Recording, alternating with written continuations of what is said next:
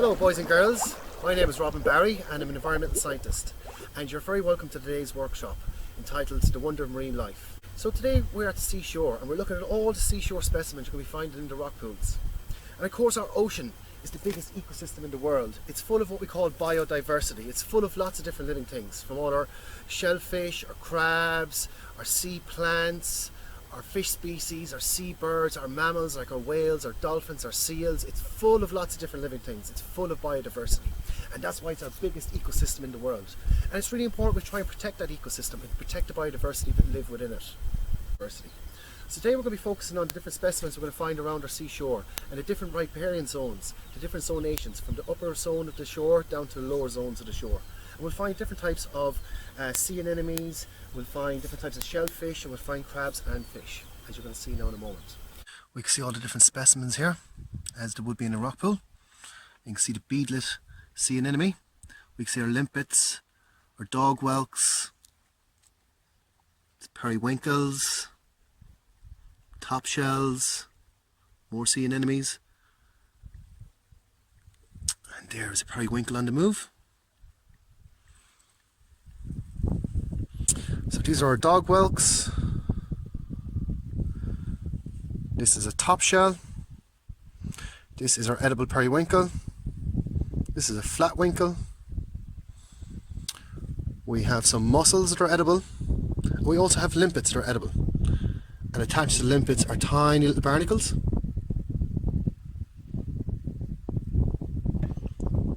See another top shell there attached to the limpet. Here we have our common crabs, common seashore crab species. And you can see a spider crab has lost one of his claws, but crabs are very lucky because they're able to regenerate a new claw for themselves.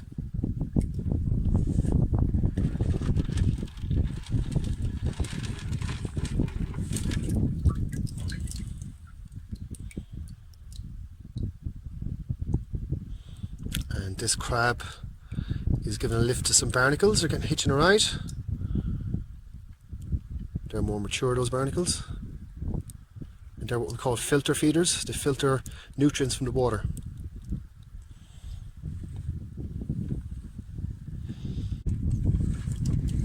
And you always catch the crab from behind, so the crab can't pinch you. So if you hold it from behind, you're safe. And here are some of our jellyfish. So these are common all around the coast of Ireland. They're known as the common jellyfish or the moon jellyfish. And they're beautiful, transparent, with purple rings. And they have about 100 tiny little tentacles on the underside. And we have many different species of jellyfish. And they're a really important food source for sunfish and of course for turtles. Here are some of our rockfish. We've got shanny and goby fish here, and these fish can walk between rock pools, and they can walk out of the water. They can survive for hours out of the water by drawing air into an air sac. You'll see him here now. He'll puff up with some air. There we go. And he'll hold the air and he'll absorb the oxygen through its gills and be able to survive out of the water for a couple of hours. And it can keep itself moist by hiding between the seaweed. And it can walk from rock pool to rock pool, it can. And they're a very interesting little creature. And you can see there now he releases the air sac again, and he's gone back to absorbing oxygen through its gills in the water. And here we have some shrimp. Beautiful little creatures.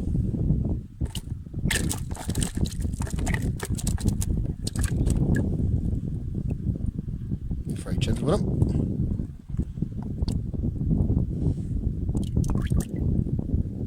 You can see its eyes, its tentacles.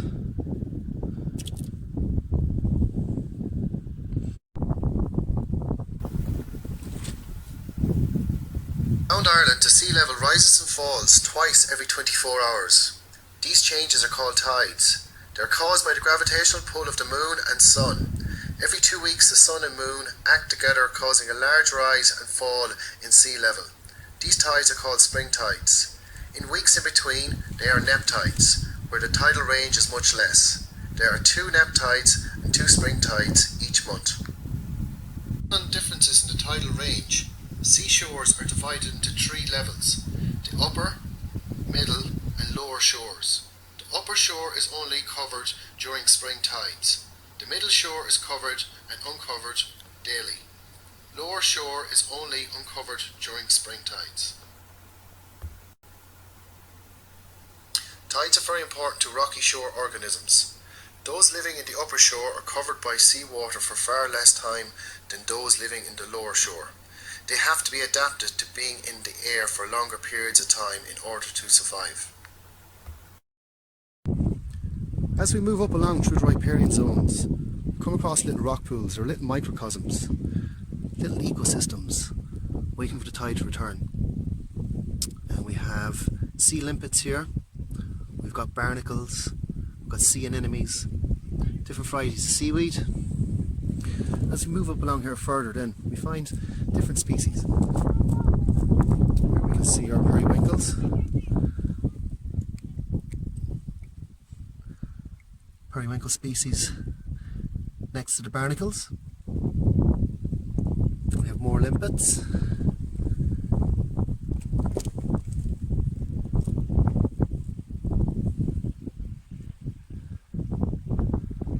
As we go up along then we come across different species. Here we have a beautiful sea anemone.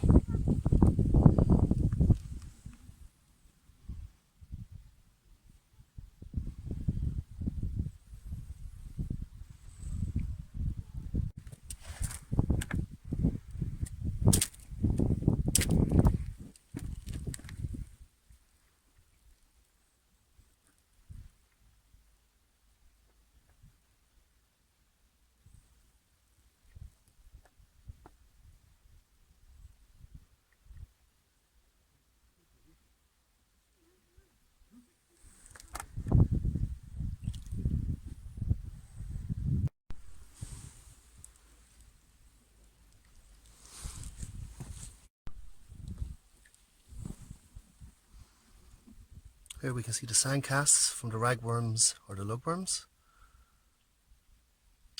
They digest the sand and absorb all the minerals and nutrients before casting it back out.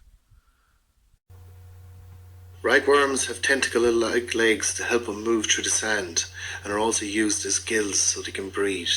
Ragworms are extremely important food sources for many different types of sea creatures, particularly birds and fish. You often find shrimp in the rock pools, hiding amongst the rocks, waiting for the tide to return with their meal.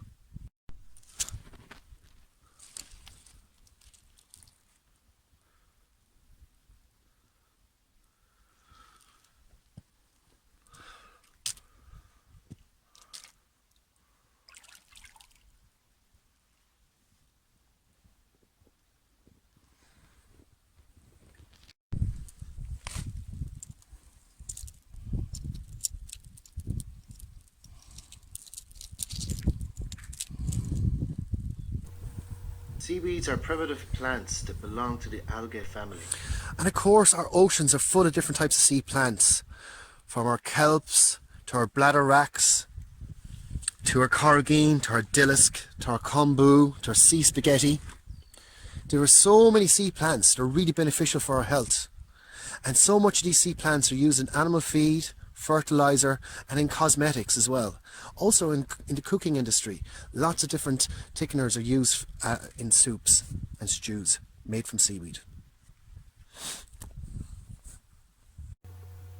Corrigine moss is a really good seaweed rich in calcium and other essential vitamins and minerals. It is used in the making of jellies and is a thickening agent for soups and stews. Traditionally, it was served with honey and lemon as an effective and soothing cough remedy. You can dry sea lettuce out and eat it like crisps, or you can sprinkle it over your salads, your stews, your soups. Sea spaghetti is the ocean's best kept secret. Nature's ready-made pasta growing in long strands, high in fibre, rich in magnesium and other minerals.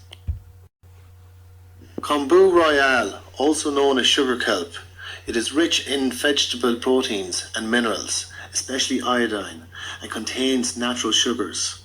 Kombu royale is a deep water Atlantic oarweed which grows near the low tide mark.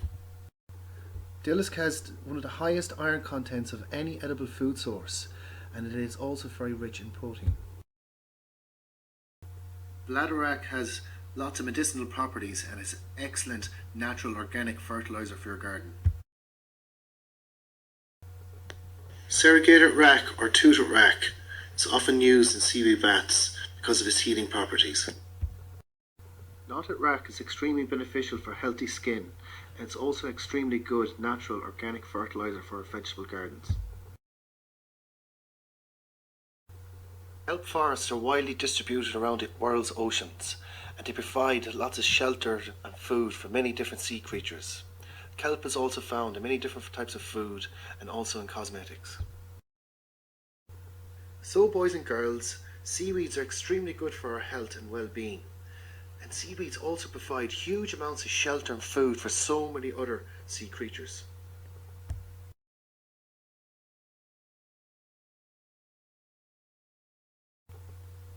The ocean provides a bounty of food for us humans and for nature. Whether it's the crabs, the lobsters, they're full of nutritional value for us human beings, and we've survived for generations from this food. As well as our sea urchins. We can eat sea urchins. Sea urchins will eat just about anything that floats by. Their sharp teeth can even scrape off algae off rocks and grind up plankton, kelp, periwinkles, sometimes even barnacles and mussels. Sea urchins are sought out as food by also birds, starfish, cod, lobsters, and even sometimes foxes will try and get. Yes, foxes have been known to eat sea urchins. And we see dog whelks here. Some of our sea anemones. They can sting their prey as it goes by. Then we've got some very nutritious mussels here. Also with some periwinkles. And we have some seaweeds. And as we've already heard, the nutritional value from the seaweeds is very beneficial for our health. Here we have some starfish. We have our common starfish here, the big one, the legs. It's our common starfish. This is our cushion starfish. Beautiful little species. And starfish have been known to eat different types of crustaceans, different types of shellfish. They'll eat mussels, they will eat barnacles, and they're a beautiful little creature they are. Fascinating. They will also come up at dusk and at dawn to feed on the surface of the waters as well. So it's very important we try and protect these ecosystems. And if we're ever at the beach and we're having picnics or we're swimming or anything like that, it's very important we clean up after ourselves and we don't leave any rubbish behind, because rubbish is having serious impact upon these species within their ecosystem. It's affecting them in their habitats where they live. As you can see here, there is some rope all tangled up in the seaweed. And of course, all plastics, they'll break down into little microplastics and then further down into nanoplastics, and then it get into the digestive system of some of these species, and it can affect these species later down the road. And also it can get into our food web and our food chain, these microplastics, and it's very dangerous for our health as well as the seashore species and species further out to sea also. Plastics are seriously damaging our oceans, our rivers and our lakes. Plastics are impacting upon the ecosystems of lots of different types of wildlife. And as more and more plastics enters these ecosystems and the habitats where all the different creatures live, the plastics build up. And of course, as they float around in the water, they get bashed around, and as the sunlight shines down on top of them, they get worn out and they get broke down to small, tiny little pieces of plastic. So boys and girls, the environment is all of our responsibility. It's up to each and every individual one of us to try and protect the environment and the world around us. And it's really, really important we try and do that. Because of course we need a clean planet with lots of clean air and clean water and lots of land for the animals and the wildlife, and of course lots of clean land for ourselves to grow our vegetables. But unfortunately our world's been experiencing serious problems in terms of pollution. And if we keep going the way we're going as a human civilization, we could end up on a dead planet in the future, and nobody wants that. So it's really, really important, boys and girls, that we all take responsibility for our environment and our habitats and our ecosystems and try and protect all of those different types of wildlife that live within those habitats and ecosystems. It's really, really important to try and protect those species. So our world is full of biodiversity. It's full of lots of different living things. There's lots of different creatures all across our planet. And of course, our world, most of our planet is covered in water. And over 70% of the world is covered in water. So that makes it our biggest ecosystem on the planet. And it's home to huge amounts of variety of different life. And of course, it's really important we try and protect those areas. And protect those habitats and ecosystems where those wildlife live. So biodiversity is super important for us humans, for our survival, and of course for the survival of other creatures, because all the different animals and plants interdepend upon each other to survive all across the planet. So there's so much life around us within our world, whether it's on the land or in the rivers, the lakes, the streams, or of course out in the oceans. But unfortunately, some creatures have become extinct over time. And at the moment, lots of creatures are in danger to become extinct. And of course, if something becomes extinct, that means it's gone forever. So it's really, really important that we try and protect all the different types of wildlife. And of course, then we have pollution. Pollution is a major problem on our environment. And it impacts upon creatures on the land, the rivers, the lakes, the sea. And it makes those creatures have a difficult life because of different toxins and pollutants that are put into our waters.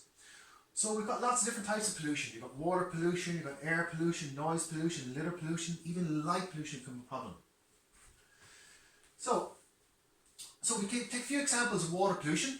We can look at, say, the likes of lots of chemicals we release into our rivers, our lakes and our streams and out into the sea from industry and factories. And if they release harmful toxic chemicals into those waters, it affects those ecosystems and affects the creatures that live within those ecosystems. So it's very damaging for their health, and it's also damaging for our health. So chemicals can cause water pollution. Other areas we have problems here in Ireland with water pollution is sewage. Lots of parts of Ireland, there's still lots of raw sewage goes straight out into our rivers and into our sea. And of course it pollutes those waters and it affects the creatures that live there. And then we have fertilisers put on the land, and of course slurries put on the land to make the grass grow quicker. But if the weather turns bad, those fertilisers and slurries don't have a chance to be absorbed into the soil, and then they get washed off of the land with the rain into the rivers, the lakes, the streams and out into the sea. And of course it makes lots of plants and algae grow at a quicker rate than normal because of the available nutrients. And of course then those plants deoxygenate the water and suffocate some of the sensitive fish species and insect species that live in those waters. So also we know that radioactive waste has a serious impact upon the marine environment, and we have serious problems all across the world with lots of radioactive waste being released into the marine environment, and that affects all the different creatures that live within those marine areas. And then of course then we have litter and rubbish, and we touched on this earlier. And litter is having a major impact not only here in Ireland but all across the world on the marine environment. There's so much rubbish and litter getting into the lakes and the streams and the rivers and the oceans all across our planet. And we all know then, in the winter time when it rains, any rubbish that's on the land or on the river banks or the streams, near the streams, it gets washed into those rivers and lakes and streams. And of course, all those rivers and streams lead back to the sea, and lots of that rubbish ends up back up in the ocean, floating around. And then it gets broken down over time then, with the bashing of the waves, and of course then the UV light from the sun breaks down those plastics. And it breaks them down into small, tiny little microplastics, and even into tinier bits of plastics called nanoplastics you can barely see. Right, so that's some of our water pollution. That's a huge issue we have here in Ireland and all across the world. So air pollution is a big problem as well when it comes to nature and biodiversity. So of course we've got the burning of our fossil fuels, our oil, our petrols, our diesels, our gas, our peat. When those fossil fuels are burned, they give off a gas called carbon dioxide, and that's also known as a greenhouse gas, and that impacts upon the climate in terms of climate change and global warming. It's greenhouse gas, it drives climate change. So burning of our fossil fuels is very damaging for the air, and it's damaging for climate change as well. And methane is also a big greenhouse gas, and that contributes to global warming and climate change also. So the burning of plastics is also really damaging, so that's why we never burn plastics at home or outside. because if we burn those plastics, it releases awful dangerous chemicals called dioxins, and that gets into the atmosphere. And then of course we can breathe it in and it can hurt our bodies. And of course then it can condense into clouds and fall back down into rain and pollute the rivers, lakes and streams and the oceans around the planet. So burning of plastics causes air pollution. So noise pollution is a big problem. Lots of boats and submarines and ships and trawlers going up and down the coastal areas. It creates huge amounts of noise within the water, and that affects lots of different types of sea creatures, particularly our whales and our dolphins. They get impacted upon noise pollution within the waterways. And of course light pollution is becoming a big problem, and particularly near coastal areas where lots of towns and cities are building up and there's lots and lots of street lights. It affects turtles in different parts of the world. When the mother turtle lays her eggs on the beach, covers them up in the sand, and then when the little turtles hatch out, they get distorted. Instead of heading for the sea and using the reflection of the moonlight off of the water to give them an indication which direction to head for the water, instead sometimes they see the silhouette of the lights within towns and cities nearby, and it makes the turtles head in the wrong direction, and of course then they never make it out to the ocean. And we can see here, as time goes on, our towns, our cities are getting bigger and bigger all across our planet, because as the human population increases, we're building more and more buildings and factories, and we're creating more and more light pollution all across the world, and that's having an impact upon creatures both on the land and within the marine environment. So boys and girls, if we keep going currently the way we're going as human beings, we could be on a collision course, and that's not good. And particularly when it comes to climate change and global warming, we have to be very, very careful and try and protect our planet from climate change and global warming. And climate change is impacting upon lots and lots of different creatures. And of course we know about the polar bears in the North Pole. Their polar caps are now melting because of climate change, and the Earth's atmosphere is warming up. And as the ice caps melt, the sea levels then rise. And that's a huge problem for the polar bears, because they're not only just losing their home, their habitat, they're also finding it more difficult for them to hunt, to catch their food sources, the seals. Because as the ice melts more and more year on year, there's more and more exposed open water. And it's very easy then for the seals to jump into the open water, swim away from the polar bears when they see the polar bears approaching. Whereas in the past, in the winter time, lots of the water would froze back over. There'd been air holes in the ice. The seals would all come out through those air holes in the ice. And then as they've been resting, the polar bears would be able to move in there very quickly and grab them before they all escaped. But now because of climate change and global warming, it's becoming more and more difficult for the polar bears to forage and to hunt for their food, because all the ice is melting and it's very easy for their food to escape, the seals. So boys and girls, there's lots of really good things we can do to try and protect the environment from climate change and protect our marine environment, and hopefully try and protect the polar bear from becoming extinct, because we don't want any of these beautiful creatures to become extinct. So what we can all do in our everyday lives, boys and girls, is we can become what we call energy efficient.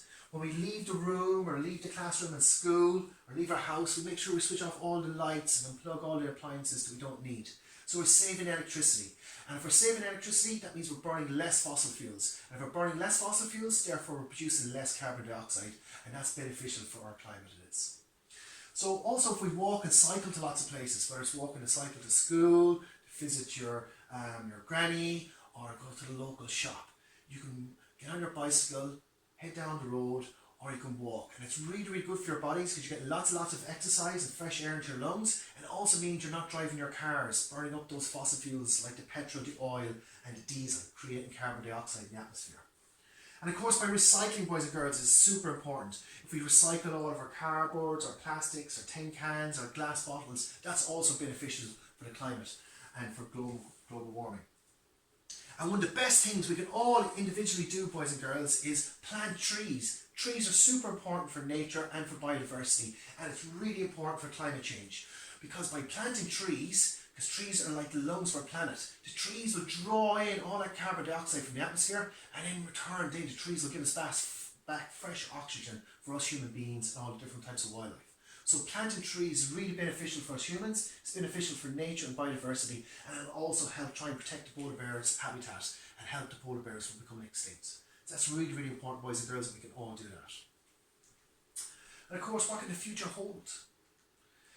As the sea temperatures start to heat up, it's having a dramatic impact upon lots of different coral species within those waters.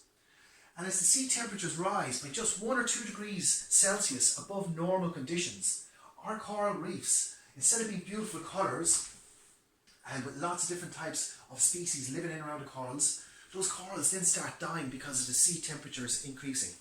And I have a coral here from Indonesia, and it should be full of beautiful colours, but instead it's bleached. And I have one here from the Great Barrier Reef, and it's also bleached. And that's because the sea temperatures have risen by 1 or 2 degrees Celsius above normal conditions, and it's killing our corals and it's making them become bleached. And our corals are very, very important ecosystems for so many different species within our marine environment. So it's really, really important, boys and girls, that we all try and protect our environment and protect our marine environment from climate change and global warming. Because we don't want all our corals to die out, because otherwise lots of different creatures of wildlife that live within those marine environments will lose their habitats, they'll lose their homes, and that's not good. Here's one of our biggest species of turtles in the world, boys and girls. It's known as a leatherback turtle. And these leatherback turtles can live for a very long length of time. They can live way longer than humans. They can live up to 140, 150 years. And this leatherback turtle, as I said, is one of the biggest species of turtles in the world. But one of the biggest ones was ever found was found a couple of years back over in Wales, the country next to England. And it was a beautiful leatherback turtle, and didn't know what happened to this beautiful leatherback turtle, people didn't, so they got specialists to come and investigate. And these specialists are called marine biologists. And marine biologists are people who study about all the different wildlife that live within the marine environment. So the marine biologist people came along, they could tell by the scales in his back and by his teeth, he was only about 80 years old.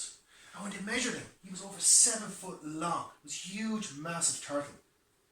So boys and girls, on investigation, guess what they found in the turtle's body? They found 14 different plastic bags, boys and girls, inside the turtle's belly. And the 14 different plastic bags all had writing on them. So the marine biologists could tell where the different plastic bags came from. There was one from North America, there's 2 from North Africa, in Morocco, and the rest came from Europe, Spain, Portugal, France, England, and guess what? There was one from Ireland found inside the turtle's belly. So that meant that somebody somewhere was maybe after having a picnic at the beach and they left their plastic bags blew off in the wind and ended up in the sea. Or perhaps some silly billies threw rubbish into a river or stream, and we know how all the rivers and streams lead back to the sea. In any case, boys and girls, the plastic bags ended up out in the water just like this, bobbing up and down the waves. The leatherback turtle came swimming along. Guess what the leatherback turtle thought it was? Thought it was a jellyfish. And guess what leatherback turtles eat, boys and girls? They eat jellyfish. So as the plastic bags bobbed up and down the water like that, the poor leatherback turtle came along, thought it was a jellyfish, and swallowed the plastic bag. And eventually swallowed 14 different ones that eventually choked and died. So that's really, really sad, boys and girls. So it's really, really important if we ever go to the beach and we have any picnics or anything like that, do we take away all our rubbish and we don't leave anything on the beach so it doesn't get washed out in the tide. Also what can happen as well in different parts of the world is even if one plastic bag gets into the ocean and the turtle comes along and swallows it, sometimes it's air trapped inside the bag and that air is stuck inside the bag. So when the turtle swallows that plastic bag, it makes the turtle buoyant because of the air within the bag. So it's like as if you went to the swimming pool and you put your armbands on your feet and you jumped into the water, you'd flip upside down, your legs would be up in the air and you wouldn't be able to get your head out of the water. So when the poor turtles swallow these plastic bags, sometimes the air is lodged within the plastic bags, it makes the turtle buoyant, if they flip onto their back and then the poor turtle can't get its head out of the water and the poor turtle ends up drowning. So plastic bags have a serious impact upon lots of these marine creatures, particularly our leatherback turtles and our other turtle species. So it's really, really important, boys and girls, we don't throw any rubbish around the marine environment. So lots of different creatures live in different parts of our marine environment. Some live around the coastal zones, along the cliff areas, such as our seagulls. We also have puffins. So the marine environment, it does come into the coastal areas of the terrestrial land. It comes onto the land. Because lots of these seabirds will live on the land and then they'll spend most of their time during the day out in the sea. And again, as we mentioned earlier, boys and girls, sometimes you see lots of people throwing rubbish into the countryside.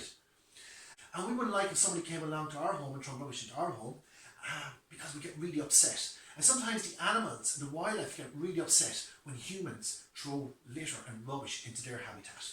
And sometimes lots of the wildlife can start protesting, giving out to us human beings. So that's why it's really, really important, boys and girls, that we take responsibility for our environment and we all try and protect the land and protect the marine environment and all the different creatures and biodiversities that live within those areas.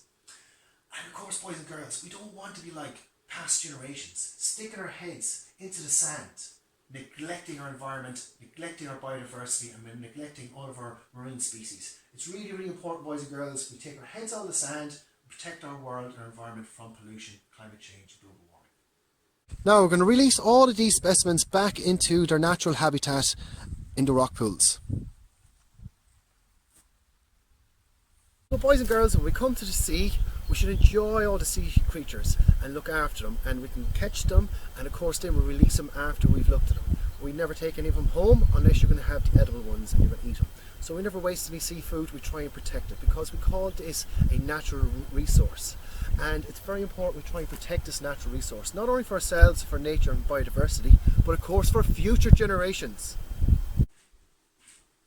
I'd like to thank Meath County Council Library Service for sponsoring the Wonder Marine Life workshop as part of Science Week 2020.